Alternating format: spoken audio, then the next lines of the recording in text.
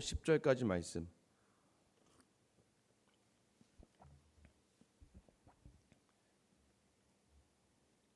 시편 111편 1절에서 10절까지 말씀, 저와 여러분이 한 절씩 교독하겠습니다.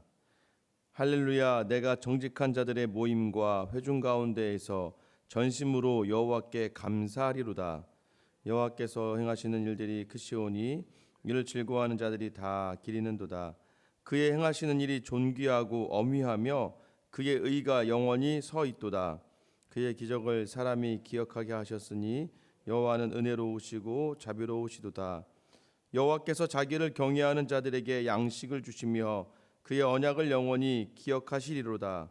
그가 그들에게 문 나라의 기업을 주사 그가 행하시는 일의 능력을 그들에게 알리셨도다. 그의 손이 하는 일은 진실과 정의이며 그의 법도는 다 확실하니 영원 무궁토록 정하신 바요 진실과 정의로 행하신 바로다.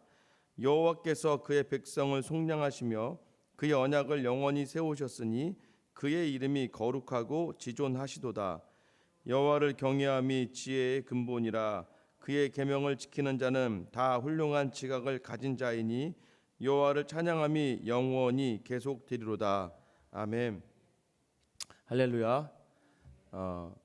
이스라엘 백성들에 대한 이야기들이 또 나오죠. 찬양시라고 합니다. 이제 내일 우리가 다룰 112편과 더불어서 감사시 또는 찬양시라고도 불리우는데요. 날마다 솟는 샘물은 가다가 이제 마지막 뒷부분에서 이렇게 시편을 간혹 일주일이나 2, 3일 정도 넣어서 묵상을 하게 하는데요.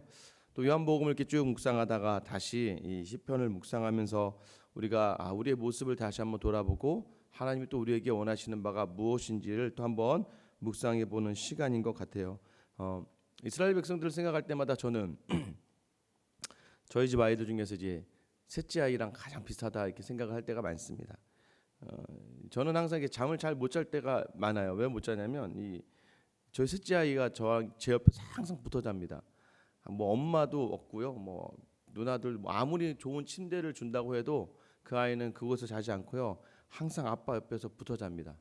그러다 보니까 제가 잠을 못 자요. 얘가 이렇게 왔다 갔다 밤마다 막 쳐대면서 아마 오늘 새벽에도 한 두 번은 이 자는 아이한테 소리 지르긴 또 무의식적으로 자는 아이한테 소리를 질렀는데 자지 마! 그래서 소리를 질렀는데 항상 그 첫째, 둘째 사이에서 좀 이제 강한 셋째가 되고 또 동생인 넷째가 나오면서 또 이 아이는 점점 이제 사랑을 좀 더 받기를 원하고 그러다 보니까 이제 대상이 저에게만 초점이 맞춰져 있습니다. 오직 아빠입니다. 옆에 엄마가 있어도요. 엄마가 있는 상태에서도 대놓고 그냥 나는 아빠가 제일 좋아 하는 그러한 좀 똑똑한 애들이면 둘 다 좋아. 막내도 지금 막내한테도 엄마가 좋아 아빠가 좋아하면 엄마 아빠 좋아 이렇게 얘기하는데 이 셋째는 그런 거 없습니다. 그냥 자기 마음 그대로 나는 아빠가 제일 좋아. 아빠만 있으면 돼.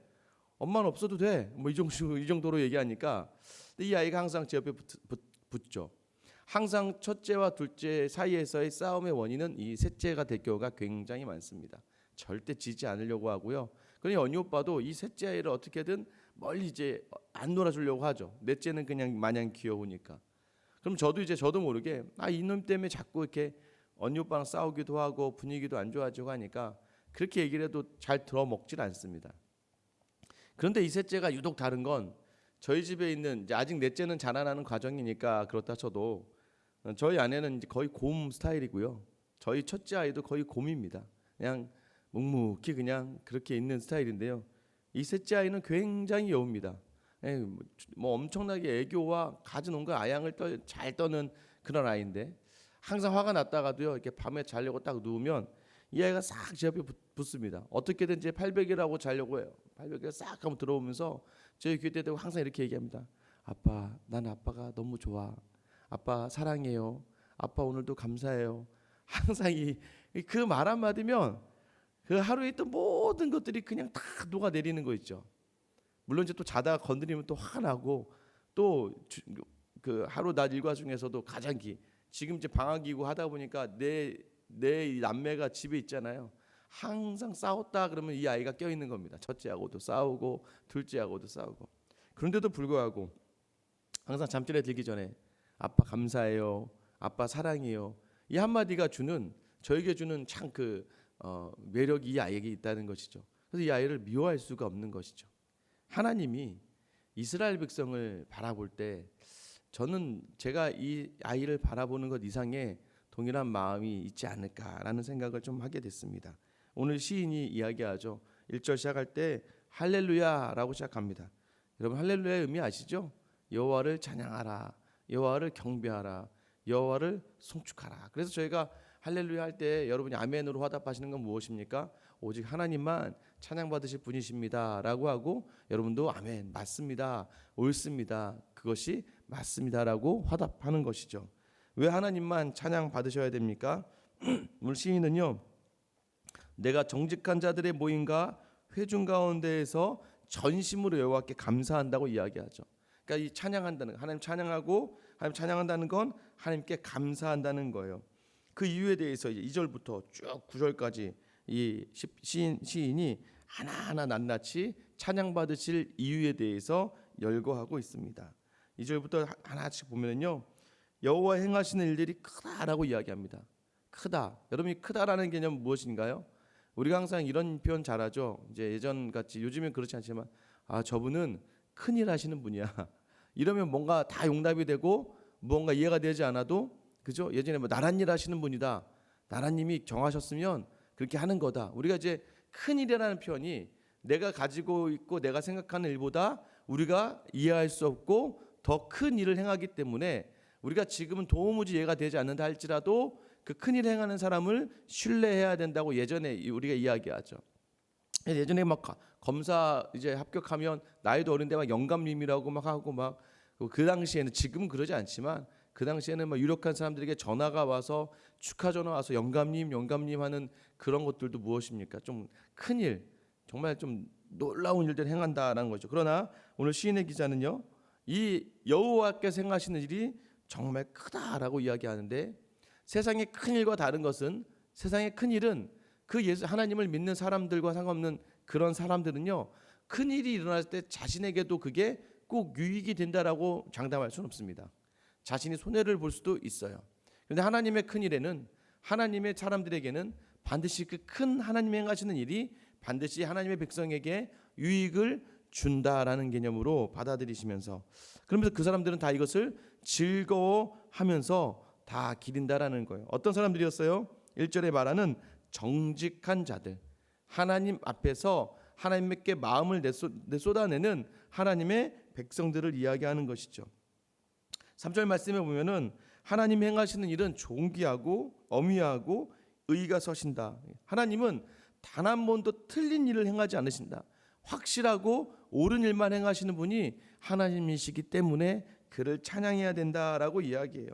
4절 말씀에 보면은요, 그의 기적을 사람이 기억하게 하셨다. 여호와는 은혜로우시고 자비로우시도다. 이 표현은 보통 언제 나오냐면요, 보통 예수님께서 출애굽하고 나서 하나님께서 출애굽한 백성이요, 이 시내산에서 금송아지를 만드는 우상을 만드는 그 죄를 범한 다음에도 불구하고 하나님이 그들을 용서하셨다라는 표현을 할 때마다 은혜롭고 자비하시다라고 이야기하는 거예요. 그러면 어떻게 정리할 수 있냐면 하나님은 크고 놀라운 일을 행하시고 그가 행하신 일은 항상 옳고 항상 확실한데, 그러나 그를 따르는 우리 인간은 항상 하나님을 배반하고 하나님의 마음을 아프게 하며 살아가지만, 그럼에도 그 크고 확실한 일을 행하시는 그 하나님께서는 그 백성들을 향하여서 언제나 은혜와 자비로 그 사람들에게 기억된다라고 하시는 것이죠. 이렇게 한 단락이 이렇게 마무리가 되는 거예요. 그래서 하나님께서 크고 놀라운 일을 행하시지만 그는 우리를 기억하시고 우리에게 은혜와 자비를 베푸신다. 그러면서 5절부터 9절에도 동일하게 또 하나님을 찬양해야 되고 감사해야 되는 이유가 조금 더 다르게 등장합니다. 5절 말씀에 보면은요, 하나님은 경외하는 자들에게 양식을 주셨다. 하나님은 언약을 기억하는 분이다라고 이야기해요. 하나님을 경외하는 자들에게 어떠한 양식을 주셨습니까? 만나와 메추라기를 광야 가운데에서 먹이셨죠. 그리고 하나님께서는 그 약속을 내가 너희를 반드시 이끌어내리라, 아브라함 때부터 행했던 말씀의 약속을 기억하신다는 것이죠. 살게 하신다는 거예요. 하나님을 경외하는 자들은 반드시 살게 하신다. 일용할 양식을 주신다. 이 일용할 양식이 무엇입니까? 먹고 살아가는 것만 이야기하는 것이 아니라 오늘 하루를 감당할 수 있는 영의 양식으로도 우리를 살려내신다는 것을 의미하는 것이죠. 사역을 하면서 느끼는 겁니다. 제가 보니까 정말 이렇게 본인이 욕심을 내지 않는 이상은 굶어 죽기가 굉장히 어렵습니다. 우리나라는 이제는 굶어 죽는다는 것은 좀 어려운 일이 되었어요. 동사무소에 가면 굶어 죽지 않게 다 해줍니다. 너무 어렵고 힘들면. 그런데 욕심을 내다가 또는 자기 자신을 자꾸 포장하다가 잃게 되는 것이 너무나 많다는 것이죠. 하나님을 경외한다는 것은 하나님 앞에서 코람데오 하나님과 마주하며 선 사람의 삶을 통해서 하나님은 반드시 구원해 주신다는 거예요.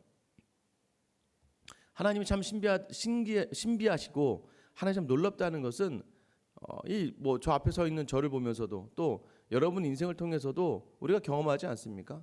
참 신기하게 하나님께서 이거는 그런 고백들을 할 수밖에 없잖아요. 하나님이 주셨습니다라는 고백을 할 수밖에 없는 삶을 살게 하신다는 거예요.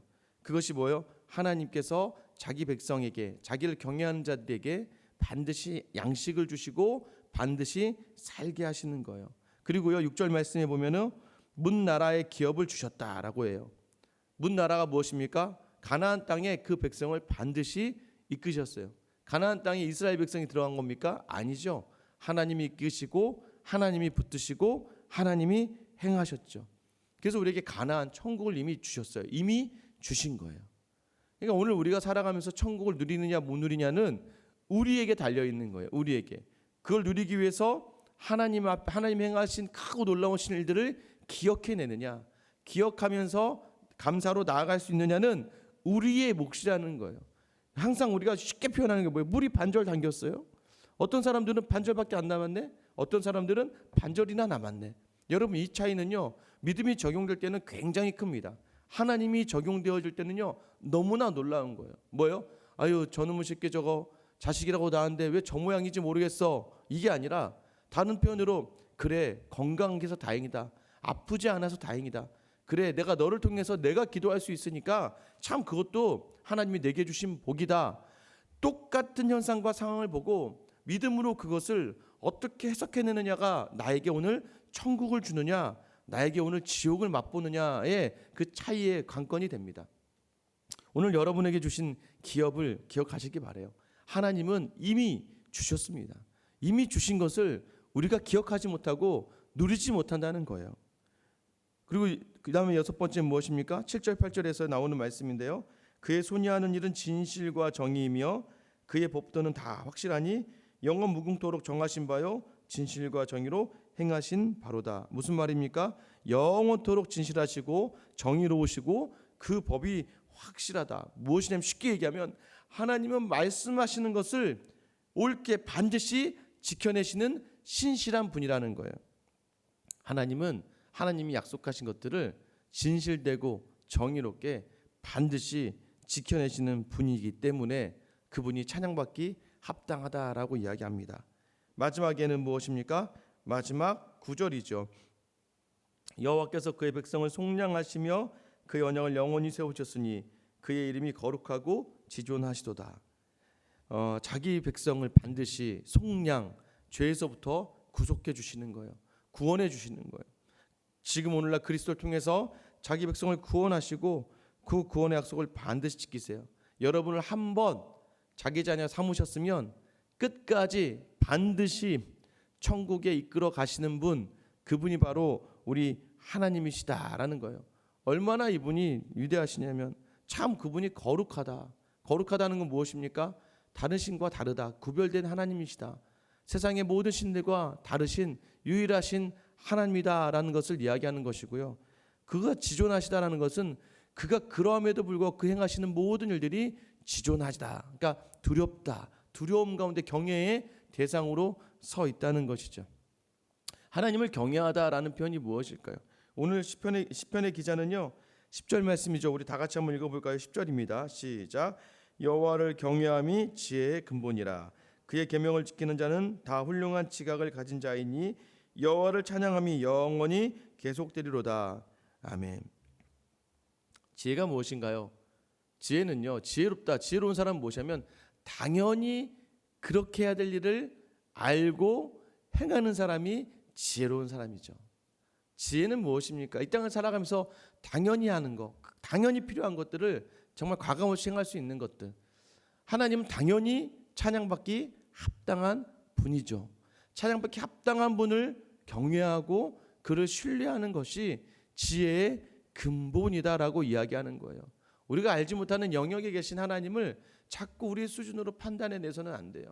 오늘 제가 이야기했던 쭉 7가지의 이야기들, 하나님을 찬양해야 될 이야기들이 우리가 살아온 삶의 어느 부분에 다 있잖아요. 하나님이 우리에게 은혜와 자비로 용서하셨던 부분들, 때로는 일용할 양식을 주시며 우리를 먹여주셨던 부분들, 우리를 반드시 이끌어내셨고 그 땅을 경험하게 하셨던 일들, 그러니까 우리에게 허락하신 그 놀라운 감사와 찬양의 일들이요, 여러분 잘 기억해 보세요. 여러분 삶의 어느 한 부분에 다 있다는 거예요. 오늘 왜 시편의 기자는 이 찬양을 합니까? 그러니까 할렐루야 하라는 거예요.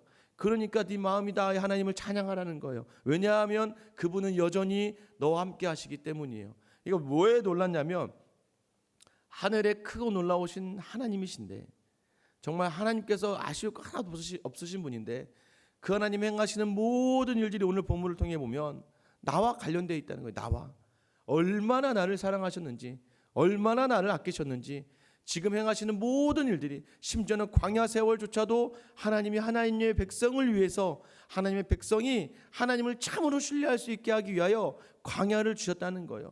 그럼에도 불구하고 광야 세월 가운데 그들이 먹는 것에 부족하지 않았어요. 그들의 신발이 닳지 않았다고 이야기해요. 그들의 모든 과정 하나님이 선하게 인도하셨어요. 가나안 땅에 들이실 때에 여러분 거지가요 왕자가 됐습니다. 그러면요, 근데 거진 생각으로 그 왕궁에 들어가면요, 그 화려하고 찬란한 것들이 있음에도 불구하고 누리질 못해요. 맞죠? 처음에요, 호텔이라는 곳을 가면요 막 불안해요. 오히려 처음 아무도 안 가보다가 너무 좋은 호텔 가면 너무 불안한 거죠. 이거 여기 어떻게 해야 돼? 이걸 좀 여기서 함부로 냉장고에 있는 거 물 먹지도 못하고 이거 다 돈 나갈 수도 있어. 이거 함부로 건드리면 안 되는 거야. 그러니까 되게 좋은 곳에 있는데도 누리지 못하는 거예요. 공짜인데도 이미 그곳에만 가면 마음껏 누릴 수 있고 마음껏 그것을 내가 마음껏 행할 수 있는데도 불구하고 조마조마한 거죠. 왜요? 알지 못하니까. 그리고 여기가 어디인지 이해하지 못하니까. 그래서 거지를 왕궁에 들여서 그가 왕자처럼 이 왕이 나의 아버지다라는 확신을 가지지 않으면 그 왕궁에서 누리지 못해요. 우리가 하나님의 사람으로 이 땅에서 하나님의 자녀가 되었습니다. 하나님이 우리에게 천국을 허락해 주셨어요. 그리고 우리에게 이 행하신 창조와 모든 구속의 사역이 다 우리를 위하심이라고 이야기해요. 그렇다면 오늘 내게 주신 모든 자리가 다 천국임을 기억할 수 있는 믿음이 바로 그것이 가득할 때에 하나님을 향하여 우리가 찬양하고 감사할 수 있는 거예요. 여러분이 행하신 일들을 다시 한번 묵상하기 바랍니다. 그러기 위하여 기억하라는 거예요. 그러기 위하여 다시 한번 기념하기 위하여 묵상하라는 거예요. 내게 행하신 일들이 무엇인가? 내게 주어진 하나님의 놀라운 일들이 무엇이었나? 그래서 여전히 오늘도 하나님이 간섭하지 않는 것 같고, 여전히 오늘도 하나님이 없는 것 같은 그런 상황이라 할지라도 우리가 놓친 건 무엇입니까? 우리에게 주지 않은 것을 바라보며 놓친 것이 있겠지만, 정작 중요한 것은 우리에게 행하신 하나님의 놀라운 역사, 그 역사를 우리를 위해서만 행하신 그 하나님을 놓치기 때문에 여전히 우리 삶 가운데 감사로 나아갈 수 없고 찬양으로 나아갈 수 없는 거예요. 여러분, 사도행전 16장 25절에 이런 일이 있습니다. 바울과 실라가요 열심히 하나님의 말씀을 전합니다. 귀신들 여종을 고쳤어요. 고쳤음에도 불구하고요 그들은 매에 맞고 감옥에 갇히게 됩니다. 억울하지 않겠습니까? 참 이거 억울해 죽겠네. 이거 내가 지금 귀신 고친 건데, 그 아픈 사람 그 귀신 고친 건데 이 일로 말미암아서 감옥에 갇히고 매질을 당하고 지하에 있는 자신들의 처지를 바라보면서 어떠한 생각이 들었을까요? 아마 저 같았으면 와, 하나님 너무하시네, 이게 지금 뭐 하는 건가 라고 했을 텐데요, 바울과 실라는 어떻게 합니까? 사도행전 16장 25절인데요 한밤중에 바울과 실라가 기도하고 하나님을 찬송하며 죄수들이 듣더라. 한밤중에요 찬송을 해요. 기도하고 찬송했다는 얘기가 무엇입니까? 하나님을 향한 기대, 하나님을 기억합니다. 주님, 그래도 저는 감사합니다. 뭘 감사했을까요? 찬송하면서 뭐 감사할 게 있을까요? 죄인 중에 괴수였던 자기를 복음 전함을 통하여 이곳에 있게 하여 주시고, 또 자신의 삶 가운데 계속하여 임하셨던 그 하나님을 기억하게 하시니까 환난과 같은 감옥 중에 있다 할지라도 나는 이 감옥을 바라보지 않습니다. 나는 나와 함께 하시는 하나님을 바라봅니다 라고 할 때요, 그때 옥문이 열리고 결과적으로 어떤 일이 일어납니까? 그곳을 지켰던 간수와 간수의 가족이 예수를 믿는 놀라운 역사를 또 경험하게 하시지 않습니까? 기억하면서 감사하세요. 그러면 감사는요, 감사를 낳아요. 왜 여러분들이 실망하고 낙심합니까? 왜 사람 때문에 좌절하나요? 그 사람에 대해 감사를 찾기 때문입니다. 저 사람이 나에게 내가 이렇게 해줬는데 저 사람이 그 사람에 대한 기대가 넘쳐나기 때문이에요. 우리가 기대할 것은 하나님밖에 없는 것이죠. 저 사람의 존재를 보세요. 야, 나를 너무나 어렵게 하네. 그때 여러분 감사할 수 있을까요? 감사할 수 있죠. 저 사람 아니면 어떻게 기도하겠습니까? 저 사람 아니면 하나님이 얼마나 좋으신 분인지 어떻게 우리가 경험할 수 있겠습니까? 또한 그 있는 존재만으로도 나에게 주신 자녀, 내게 주신 남편, 내게 주신 아내, 부모가 있는 것만으로도 감사할 수, 그것을 누가 주셨다? 하나님이 주셨다. 그러면 지금은 알지 못하지만 이후에 시간이 지난 다음에 이 시인의 기자가 이야기하는 거잖아요. 그 광야의 모든 세월도 감사다. 감사다. 그래서 오늘 여러분에게 주어진 이 시간 속에서 정말 하나님이 내게 주신 일들을 다시 한번 기억하시면서 그 기억하신 일을 통하여 크신 하나님을 다시 한번 확신하시면서 오늘 여러분에게 주어진 자리에서 감사로 나아가서 감사가 넘쳐나는 귀한 하루가 될 수 있기를 주님의 이름으로 축원합니다. 이 시간 같이 한번 기도하실게요. 여러분 기억하십시오. 여러분에게 주신 하나님이 행하신 일들, 우선 우리를 구원해 주셨습니다. 구원 받아서도 이 모양으로 살아가는데 구원 받기 전의 모습도 얼마나 추했겠습니까? 그런데도 불구하고 나의 행함에 기준하지 아니하고 나의 존재에 기준하며 창세 전부터 택했다. 나를 위하여 그 많은 일들을 행하신 그 하나님, 심지어는요 나를 아프게 하는 일조차도 나를 위하여 행하신 일들이었습니다. 시간이 지나면 고백하게 되죠. 그때는 아파 죽을 것 같았는데, 그때는 정말 몸소리치도록 싫었는데, 그 시간이 우리 너무나 귀한 하나님을 마음에 담는 시간이 되었다는 것. 오늘 시간 여러분 기도하실 때 하나님, 오늘 또 여전히 감사할 것이 없는 상황이지만 이전에 나를 위해 행하신 모든 일들 다시 한번 상기하고 묵상하며 오늘 감사로 나아가오니 우리 삶 가운데 감사가 넘치는 오늘 하루 여러분 짜내십시오. 생각해내십시오. 그래서 그 감사가 반드시 찬송으로 나아가게 하시고 그 감사가 감사를 낳는 귀한 하루 되게 해달라고 여러분 기도해 주시고요. 생수회강교회가 그 감사를 잃지 않는 교회가 되기를 소망합니다. 잃어버린 것들, 없어진 것들에 대해서 원망하고 불평하는 것이 아니라 주신 것들에 집중하며 감사할 수 있는 우리 생수회강교회가 되게 해달라고 여러분 기도해 주시고요. 코로나 사태를 통해서 우리가 많은 것을 알게 됩니다. 그런데 여러분 이 와중에서도요, 이 어려운 가운데서도 선을 행하고자 하는 사람들이 있지 않습니까? 여러분 이 어려운 상황 속에서도 우리가 더욱더 감사를 담아내기를 소망합니다. 여러분 이 상황 속에서 우리가 기도하면서 하나님, 이 땅의 이 어려움이 빨리 끝나게 하여 주시옵소서. 하나님, 이 땅에 어렵고 힘든 자들이 하나님을 바라볼 수 있는 은혜의 기회가 되게 하여 주시옵소서. 하나님, 이 시간들이 잘 마무리되어지고 위태위태한 한국교회 위에 우리 주님 은혜로 붙들어 주시옵소서 기도해 주시기 바라고요. 우리 오늘 기도하실 때는 캄보디아에 선교하시는 조유진 선교사님, 매주마다 이 시간인데요, 남편을 잃고 힘들어하는 가운데 있습니다.